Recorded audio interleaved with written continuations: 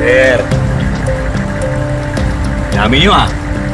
Ito ba natin ma-check yung driver's license siya o RCR sa sasakyan?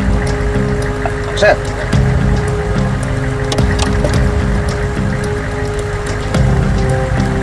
Sir ah. Sir, driver's license siya po. Sir, pasensya na kayo medyo nagmamadali po kasi kami kanina Iwan ko po yung wallet ko Sir, alam po natin bawal tayo magmaneho ng walang lisensya, di ba? Paano kung madiskrasya kayo dyan? Sir, baka pwede pag-usapan na lang natin to.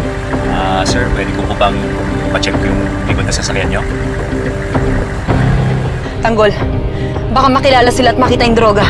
Anong gagawin mo? Ano po kasi sir sira kasi Sira po yung likod.